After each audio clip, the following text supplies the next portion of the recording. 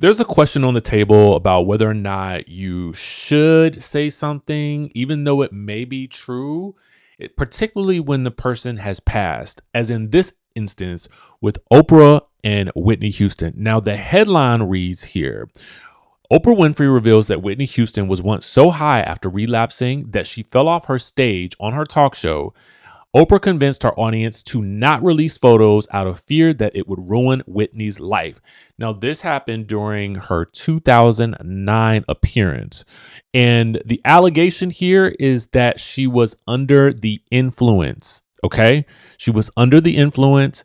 She was performing and she fell off the stage, allegedly. Okay.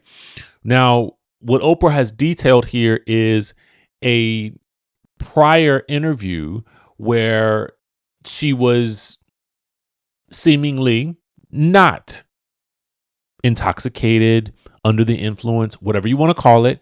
And then the next day for the performance, she allegedly was. So let's listen to just a bit of what she says here. Powerful interviews. And you all know this is an amazing thing that happened. I had such trust from the Oprah show audience that Whitney did, I think it was her last show with us, and she had gone back on drugs. Okay. So there's this part right here that I don't know if anyone is focused on, but what it sounds like is that Oprah is speaking more about the trust that she's had built over time with her audience than necessarily the example that she is using of this trust in action. Okay. Now I'll get further into that in just 1 second, but listen a little bit more. The first interview I did with her when we'd gone behind stage and I asked her about her intention, she was clean. But the day she came to my show then to perform in front of the audience, she was not. And she fell off of the stage. Okay, so then the next thing that we would have to state is, how did you know she was not clean? Did you know she was not allegedly clean before she hit the stage? Or did it become apparent to you after she fell off the stage? But I'm going to circle this all back around. And I knew that if that story got out that she'd fallen off of the stage, that she would be destroyed by that. So at the time, she felt like we can't let this story get out because it would destroy her. But that was also while Whitney was alive. So then the question is this story okay to tell now that she has gone to the great beyond, right? She's no longer with us here physically. And so we're now speaking about this story.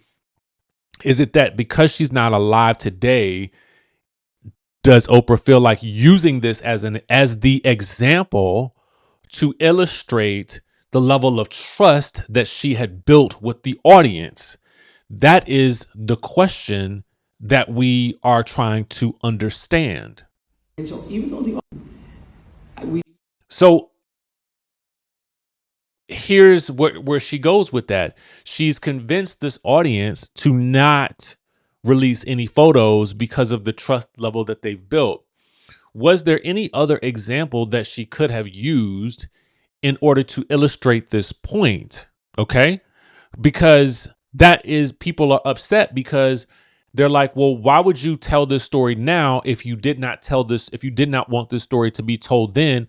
Why not just, if you had the audience agree to not say anything about it, why not just leave this story to be forgotten or to remain the secret that it always was? Okay. But the issue now is that now that the estate has found out about what has been said, they're clapping back and they're saying that Oprah is lying about Whitney showing up high to her show, causing her to fall off the stage. They say Whitney deserves the truth, not repeating myths. All right. So here is what they say according to TMZ. Now, the estate is run by her sister in law, Pat Houston. They issued this statement strongly denying Oprah's versions of events. Pat said that Whitney did fall off the stage, but claimed it happened during a sound check because the area was dark and Whitney was unfamiliar with the setup, not because she was allegedly high. Whitney absolutely fell off the stage, but it was during a sound check and it was due to the darkness of the area and her unfamiliarity with the stage. She was absolutely not high. Again, I'm just wanting to give you guys this statement. But even as I think about this statement and I think about what I know about most sound checks, specifically as a DJ, right? Now, I've been in plenty of sound check situations, and for a sound check situation that is going to be done in a studio audience style environment, it is usually going to be pretty well lit.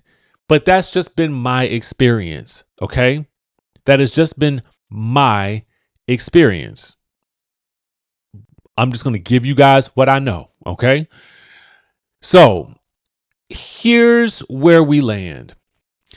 There may be some truth to what Oprah has stated here, but I think the question that I would and I understand the clapback statement from the estate, because I would understand that they would want to, while it is heavily acknowledged that Whitney struggled with some form of addiction and she's been open about that. I think that what it has done is it's opened up a wound for many people in a way that feels completely unnecessary. So while there could be some absolute truth to the story based on what Oprah experienced, I also think that we have to also ask, was this the story to tell to illustrate her point? Okay. All right. Was that the story to tell at this point in time? Because if we kept it secret then, why not just keep it a secret even in the afterlife now? That's kind of how I view it. Right. I don't really all of a sudden feel like, okay, well, the person is not here, so let me go ahead and spill the tea. Maybe she feels like this was still her experience, so she has the right to share it. But there are many people out there that would argue that, but is it in good taste? That becomes the question. So let us know what you guys think in the comment section down below. I would be very, very interested in hearing your perspective.